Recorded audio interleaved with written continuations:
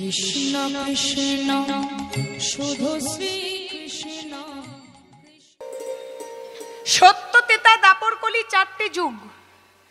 সেই সত্য তেতা দাপর কলির মধ্যে কলির ভগবানকে বলা হচ্ছে বড় অবতার।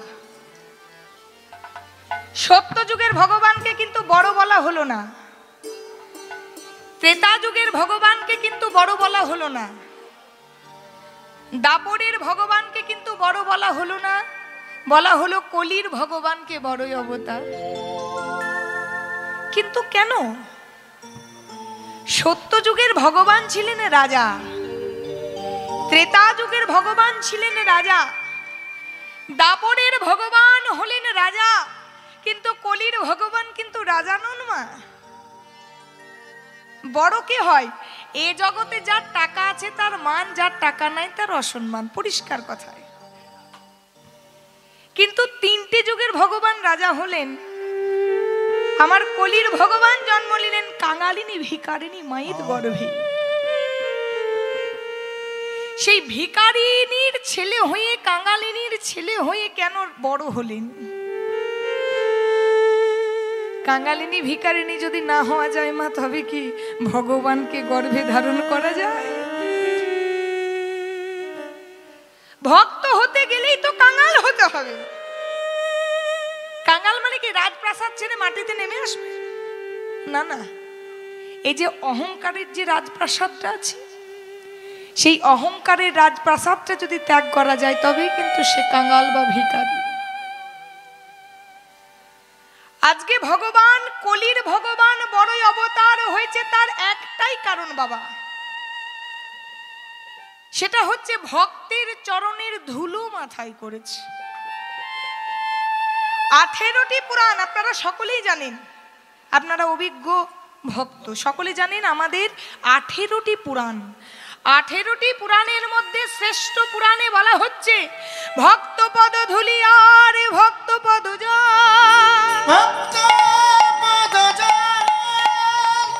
ভক্তির ভুক্ত অবশেষ তিন মহা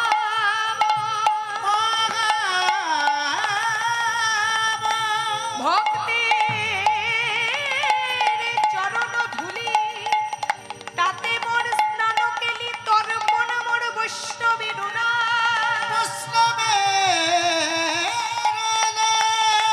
বিচার করিয়া মনে ভক্তির শাস্বাদনে মধ্যস্থ ভাগবত পুরা।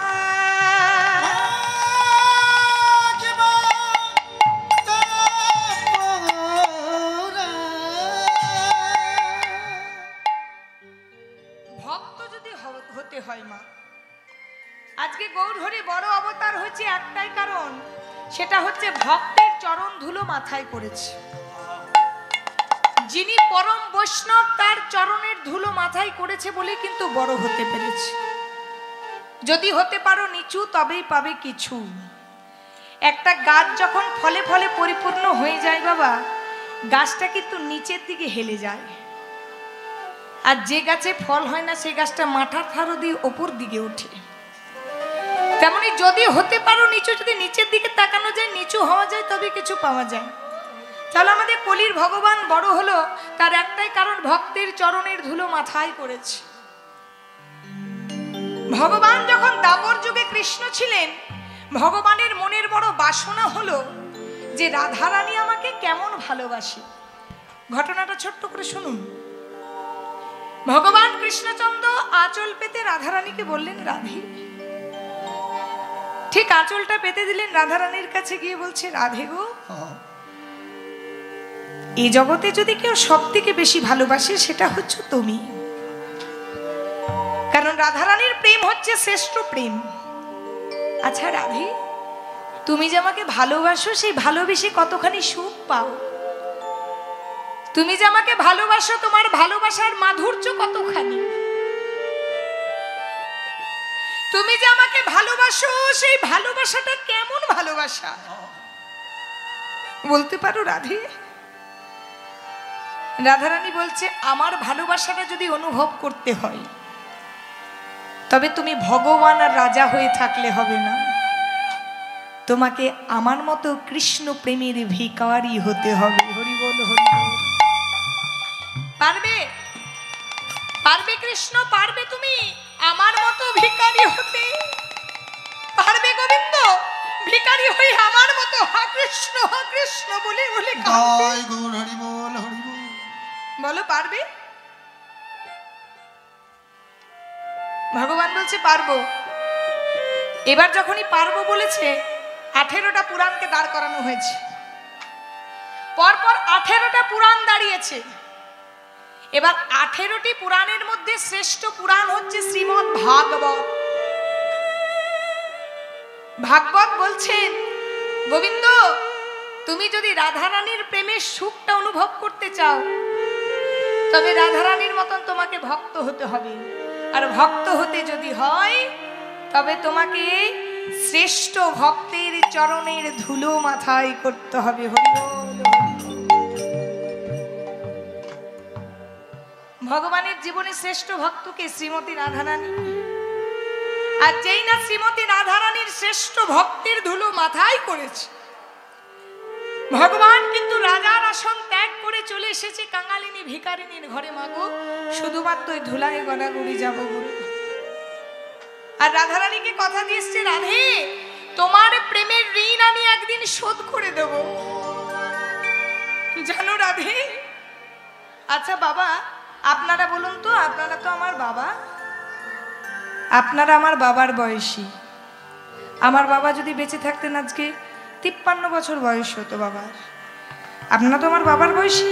এবার বলুন তো আমি যদি আমার বাবাকে কোনোদিন বলতাম যে বাবা আমি তো এত টাকার কীর্তন করে বেড়াচ্ছি, লাখ লাখ যত টাকা হবে তুমি যে আমাকে ভালোবাসো তার ঋণটা শোধ করে দেবো, পারবো বাবা সেই ভালোবাসার ঋণটা শোধ করতে?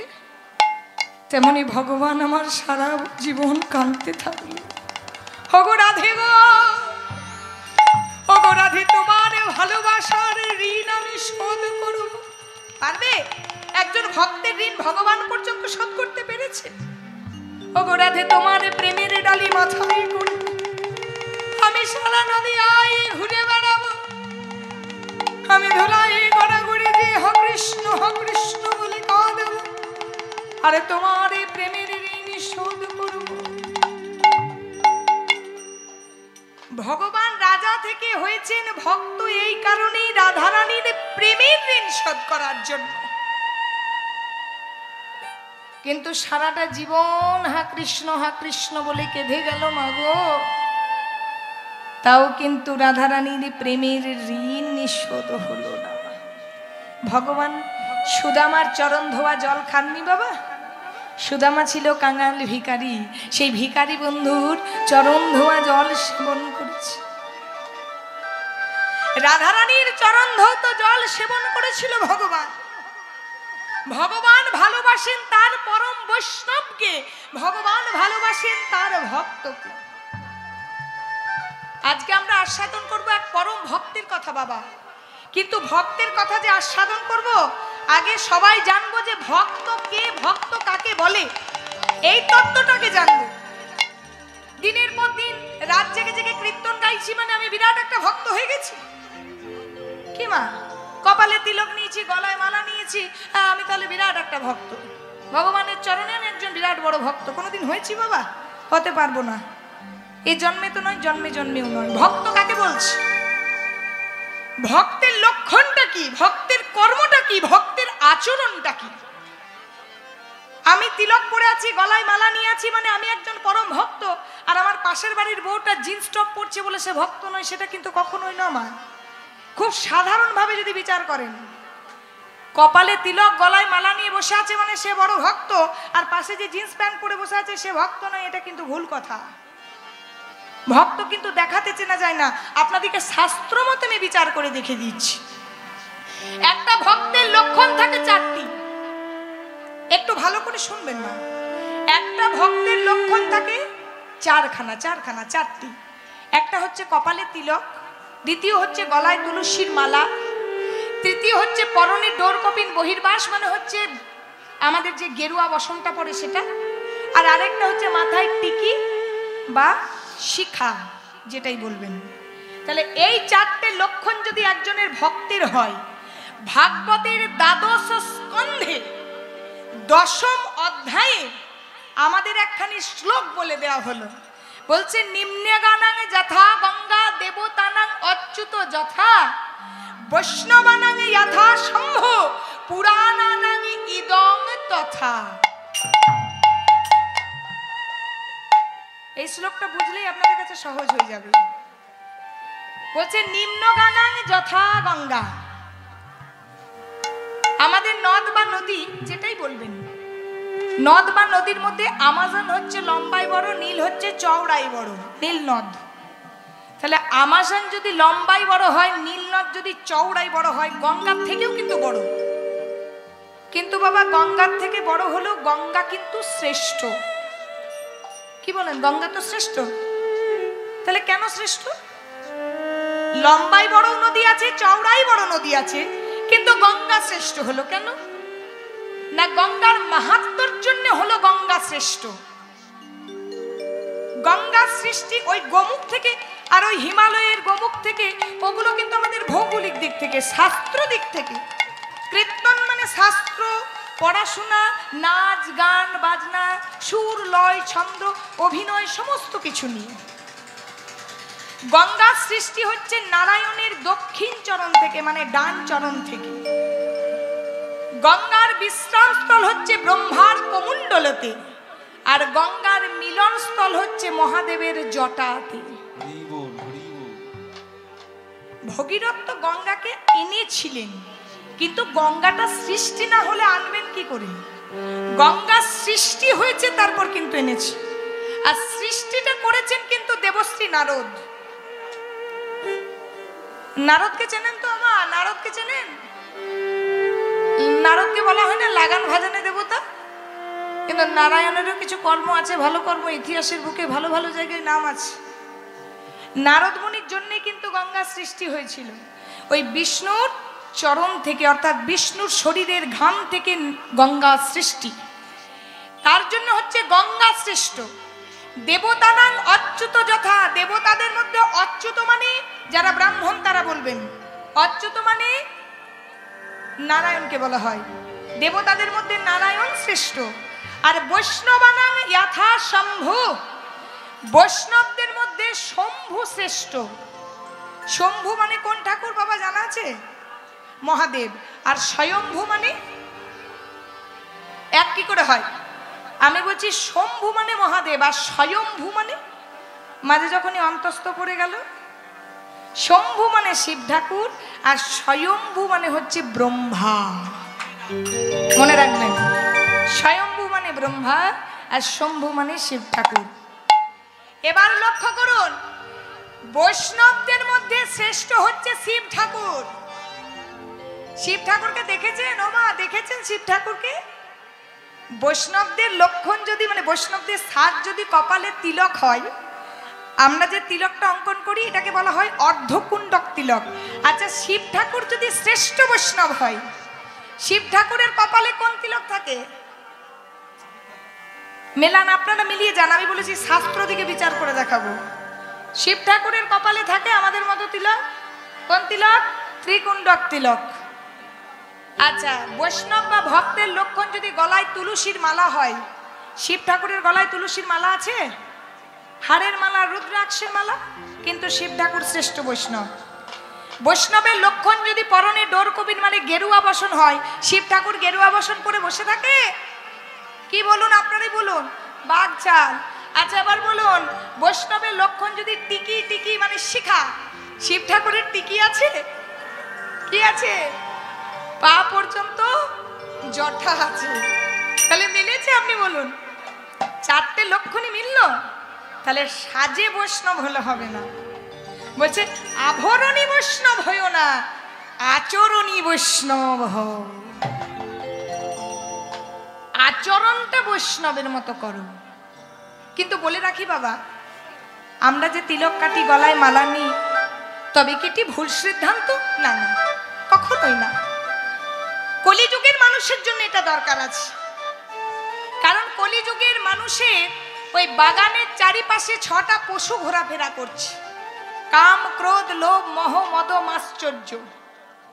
আর এই 6টা পশু আমাদের একটা বাগানে বীজ আছে মা, যেটা ভগবান দিয়ে পাঠিয়েছে, সেটা হচ্ছে ভক্তির বীজ। সেই ভক্তির বীজটাকে ঠিকঠাক রাখতে হলে আমাদের একটা বেড়ার প্রয়োজন। আর সেই বেড়াটাই হলো আমাদের কপালে তিলক, গলায় মালা, যেসব আমরা আচরণগুলো করি। আসুন আসুন, তাহলে বৈষ্ণবের 4টি লক্ষণ আমরা শুনলাম, কিন্তু আচরণের লক্ষণটা কি? জয় রাধে, জয় রাধে। আচরণের লক্ষণটা কি? না, আচরণের লক্ষণও 4টি বাবা। প্রথম কি?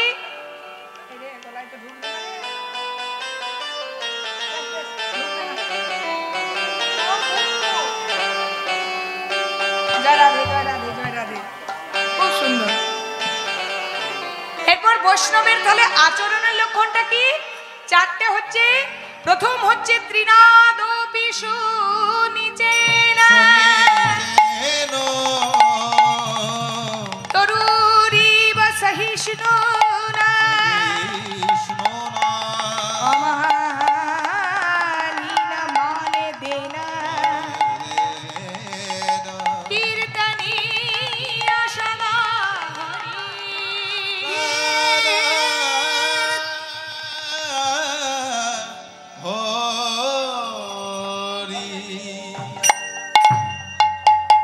সেই ভক্ত লক্ষণ 4টে, মানে ত্রিনাদপি সুনিচেন, মানে নিজের মনটাকে, তৃণ মানে হচ্ছে ঘাস, ঘাসের থেকে আরো নিচু ভাবো, তবে হবে তুমি পরম ভক্ত। তরুরিব সহিষ্ণুনা, এই যে মালাগুলো পরাতে আসছে মা, এটা কোথা থেকে পেয়েছে সম্পদটা? বলুন, ফুলটা কোথা থেকে পাওয়া যায়? গাছ থেকে।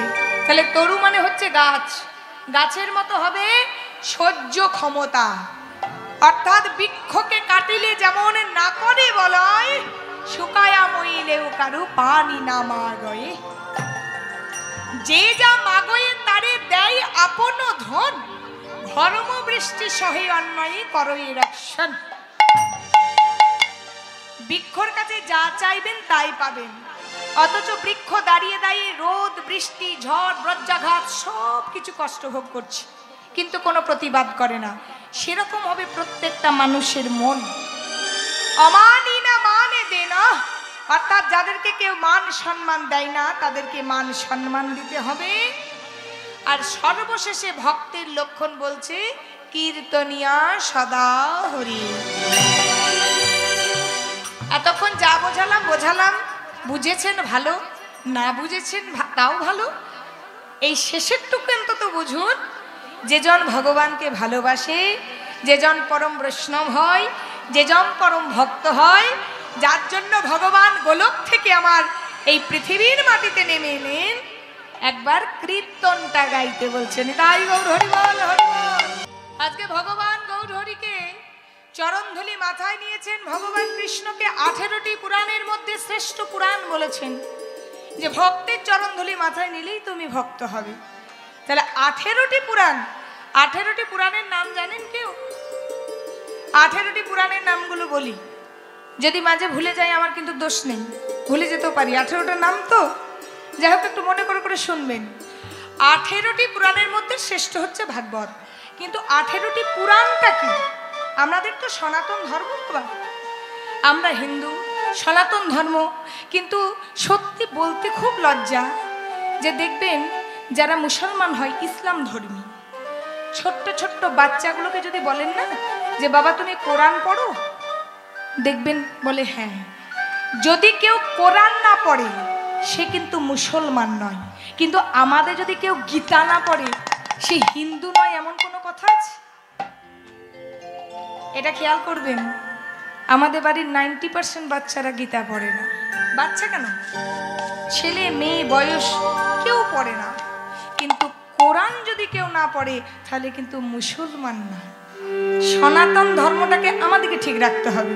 আমাদের 18টি পুরাণ, মদ্রয়ং, ভদ্রয়ং, ম দিয়ে দুটি কি, মৎস্য পুরাণ, মার্কণ্ডীয় পুরাণ, ভবিষ্য পুরাণ, ভাগবত পুরাণ, ব্রহ্ম পুরাণ, ব্রহ্মাণ্ড পুরাণ, ব্রহ্ম বৈবর্ত পুরাণ, বায়ু পুরাণ, বিষ্ণু পুরাণ, বরাহ পুরাণ, বামন পুরাণ, অগ্নি পুরাণ, পদ্ম পুরাণ, নারদীয় পুরাণ, লিঙ্গ পুরাণ, গরুর পুরাণ, কুর্ম পুরাণ, স্কন্দ পুরাণ। গেছে 18টা, গিয়েছে? না গেলে আমি কি ভুলে গেছি? গিয়েছে তো 18টা, 18টি পুরাণ। এর মধ্যে সবচেয়ে বড় যদি বলতে পারেন, বড় যদি হয় সেটা হচ্ছে স্কন্দ পুরাণ। স্কন্দ মানে যদি কেউ দুর্গা পুজো করে থাকে আর স্কন্দ মানে না জানে, তাহলে তার দুর্গা পুজো করাটাই বৃথা।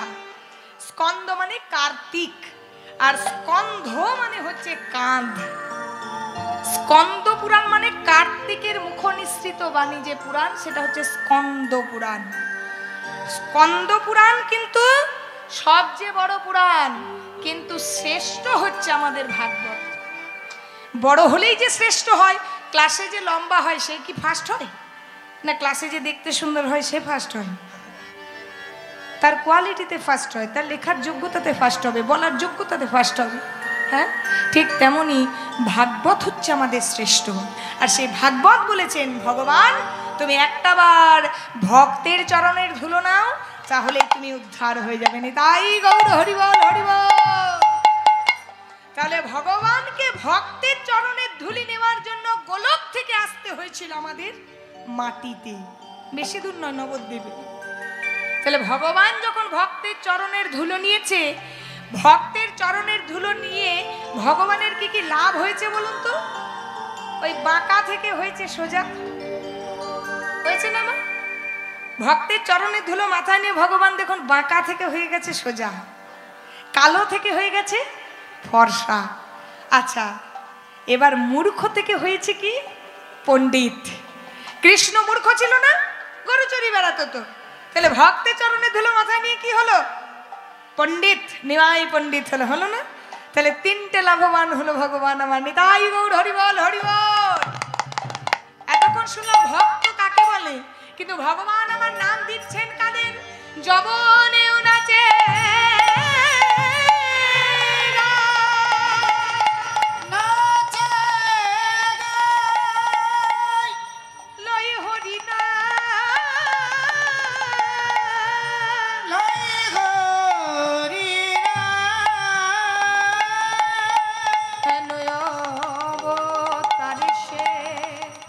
বঞ্চিত বলো না,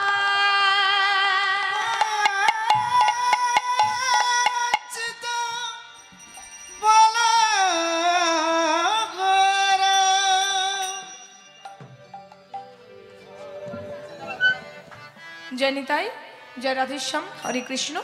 আপনাদের কাছে একটা অনুরোধ আমার, আপনারা যে যেখানে বসে আছেন বসে থাকবেন। আমাদের কমিটির দাদা ভাইরা আপনাদের কাছে ভিক্ষার জন্য যাবে, যতটুকু সামর্থ্যমান। ভগবান দিয়ে ধন দেখে মন, কেড়ে নিতে কতক্ষণ। ভগবান যেমন ধন দেয়, বাইরে যাবে, তাই তো? আচ্ছা, মায়েরা যাবে, যেই যাক, মায়েরা যাক, দাদারা যাক, ভক্ত সবাই যাক, এখানে সবাই তো গোপী হয়ে গেছে, সবাই যেই যাক, ভগবান যখন যার যতটুকু ধন সম্পত্তি দিয়েছে তার সামর্থ্য অনুযায়ী সৎ পথে, ভালো পথে, সৎসঙ্গে ভগবানের নামে আনন্দিত মনে দান করবেন। নিরানন্দ হবেন, আনন্দিত মনে দান করবেন। নিতাই গৌর হরিবল হরিবল হরিবল। বঞ্চিত বলো রাম রে, অবতার বঞ্চিত বলো রাম রে,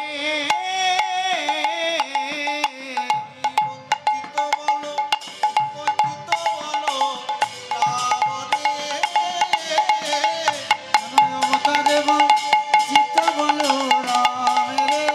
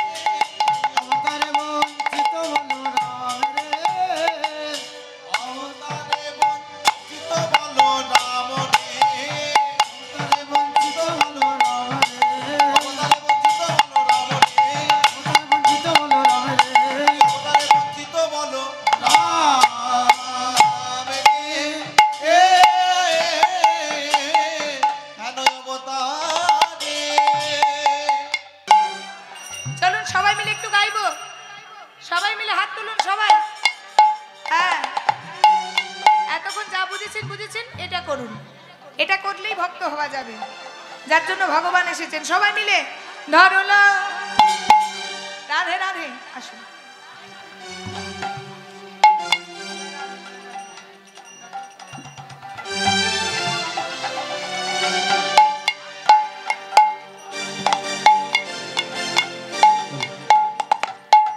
আপনারা উলুধ্বনিটা চালিয়ে যান বন্ধ করবেন না সবাই চালিয়ে যান চালিয়ে যান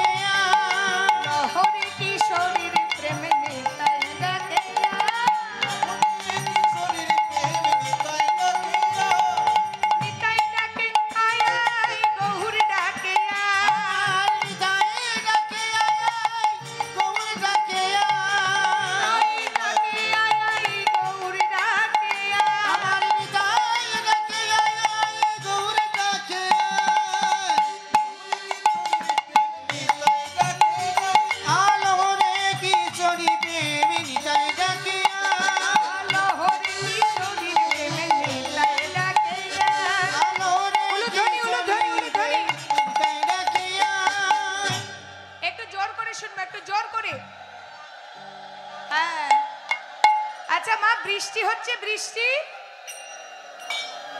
আপনাদেরকে বলছি, বৃষ্টি হচ্ছে? বৃষ্টি হচ্ছে? সে তো আমি দেখতেই পাচ্ছি হয়নি। আমি মেঘের বৃষ্টি বলিনি, আমি বলছি হরিনামের বৃষ্টি হচ্ছে। হ্যাঁ, তাহলে সবাই মিলে শান্তিপুর ডুবু ডুবু নদে ভেসে যায়, ওই শান্তিপুর ডুবু ডুবু নদে ভেসে যায়, পুরো ডুবু ডুবু নদে ভেসে যায়, শান্তিপুর ডুবু ডুবু নদে ভেসে যায়, কুল ভাঙিয়া কুল ভাঙিয়া কুল ভাঙিয়া ঢেউ আসিয়া লাগলো গোরারে গায়ে, ভাঙিয়া রাধে লাগলো গোড়ারে গায়ে, কুল ভাঙিয়া ঢেউ আসিয়া লাগলো গোরারে গায়ে, ফুল ভাঙিয়া ঢেউ আসিয়া লাগলো গোড়ারে গায়ে, আলো রে কিশোরী প্রেম নিতাই ডাকিয়া, আলো রে কিশোরী প্রেম নিতাই ডাকিয়া। আজ এই বৃষ্টির জন্য, হরিনামের বৃষ্টির জন্য ভগবান আমার হাতে ধরেছে, ভগবান আমার ভক্তের চরণে ধরেছেন। যারা কোনোদিন নাম নেয়নি তাদের পর্যন্ত হাতে পায়ে ধরেছে। অবাল বৃদ্ধ বনিতা সবাইকে ডেকে ডেকে নাম দিয়েছেন। কৃষ্ণ যদি ফিরেন কভু ভক্তি মুক্তি দিয়া, প্রেম কভু নাহি দেন রাখেন ও লুকাইয়া। কৃষ্ণচন্দ্র কিন্তু বড় কৃপণ মা। কৃষ্ণকে যদি বলেন না, ভগবান কৃষ্ণ আজকে সারাদিন কীর্তন শুনবো, আমার একতলা বাড়িটা দুতলা করে দাও, ভগবান বলবে যা দিলাম। ভগবানকে যদি বলেন ভগবান আমি 3 দিন ধরে কীর্তন শুনবো, আমার মেয়েটার ভালো করে বিয়ে দিয়ে দাও, ভগবান বলবো যা দিলাম। ভগবানকে যদি বলেন প্রভু আমি সারা জীবন তোমার নাম গাইব, তুমি আমাকে স্বর্গের দেবতা করে দেবে, ভগবান বলবে দেব। প্রহ্লাদকে বলেছিল না, প্রহ্লাদ তুই দেবতা রাজা হতে চাস, বল বল। একটা 5 বছরের ছেলে প্রহ্লাদ, তার ভক্তিতে সন্তুষ্ট হয়ে ভগবান বলছে প্রহ্লাদ তুই দেবতার রাজা হতে চাস, করে দেব। কিন্তু যদি কৃষ্ণের কাছে বসে বসে কাঁদেন না মা, যে ভগবান কৃষ্ণ তুমি যে প্রেমটা রাধারানীকে দিয়েছো, যে প্রেমটা তুমি রাধারানীকে দিয়েছো, সেই প্রেমটার কিঞ্চিত অংশ আমায় দেবে। ভগবান বলবে ওটি হবে না, সব দেব, কিন্তু এই প্রেমটা শুধুমাত্র আছে আমার রাধারানীর জন্য। কিন্তু আমার কলির ভগবান কি তা করেছে? যারা প্রেম নিতে চাননি তাদেরকে যেচে সেধে তার প্রেমের ভান্ডার থেকে প্রেম দিয়ে গেছে। আজ প্রেম দিয়ে গেছেন বলেই তো আজকে সবাই এসে উপস্থিত হয়েছে। আর ভগবান সেই প্রেমটাকে বিতরণ করেছে বলেই কিন্তু আজকে ভগবান সর্ব অবতারের কলির ভগবান বড় অবতার। আজকে কেন বড় অবতার? পদাবলিতে কি বলা হচ্ছে? না বড় রূপরে ভাই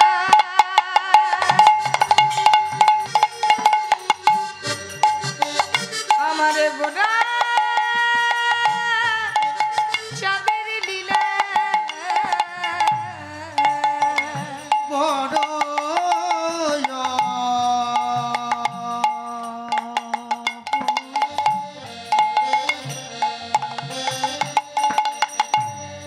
রূপ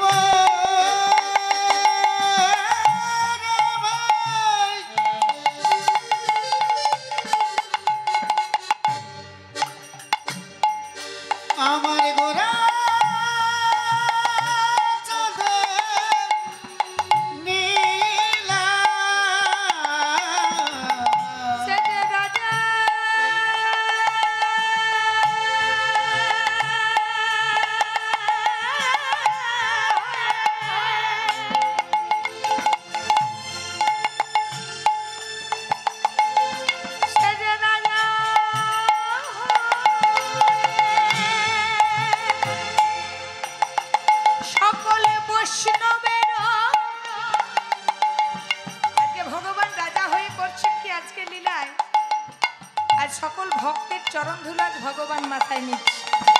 যে যেখানে বসে আছেন সবাই প্রণাম করবেন। ওগো রাজা